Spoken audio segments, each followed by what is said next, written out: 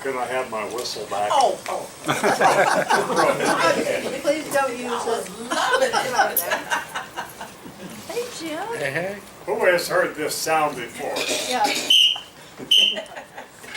Let me see your hands. No, oh, everybody. Carl, I'm gonna give this to you because hopefully you will not stop being a whistleblower when you go to the Philippines.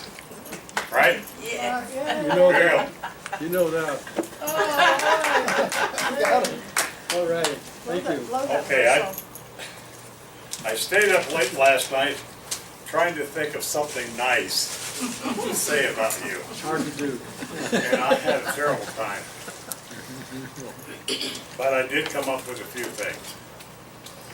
First, let me say how sorry I am to hear the passing of Alma's father. Thank you. This here tonight, and what I'm about to say is a small tribute to you, Carl. And I'm sure you're working hard to comfort Alma during her time of grief. Spending night after night and day after day in freezing temperatures with Occupy at the State House. Tenting out in snake and mosquito infested ditches for weeks at Camp Casey near Crawford. Remember those days? Organizing and leading a protest of reenactment of a Battle of Vietnam at Fort Harrison on a scorching summer day when it was hot, hot, hot.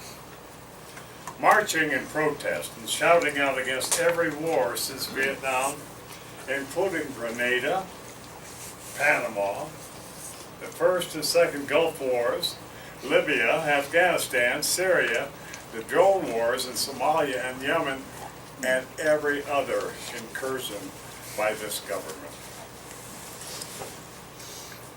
Speaking out against injustices here, there, and everywhere. Supporting the justice movement at Fountain Square. You remember that. Absolutely. Sitting in the street at the White House at Quantico, and a dozen other places I've forgotten their name. Long before all that, long before I knew you, you were working with First Nation people in British Columbia, and Greenpeace, and so many other groups, organizations, and causes. Raising the bullhorn to give voice to the voiceless. Continually organizing, prodding, urging, coaching, coaxing, cajoling. Harriet Beecher Stowe said it best. It's a matter of taking the side of the weak against the strong, something the best people have always done. You are an activist, and I will miss you, Carl. We will all miss you. And in addition to my hope that you and Alma and Carlos begin a new and exciting and enlightening and refreshing and fulfilling life in the Philippines, my hope also is that I and the rest of us will be able to carry on the peace endeavors you worked so very hard at, even though I will never be able to fill your shoes. Not really. Not entirely. Well, it depends what size you wear. I'm not talking when you're wearing the heels. And even though you and I Oh, now you know my secret, everybody. you and J. Edgar Hoover, All right. even though you and I lived 100 miles apart, I knew I could always count on you. And hopefully you knew you could always count on me too.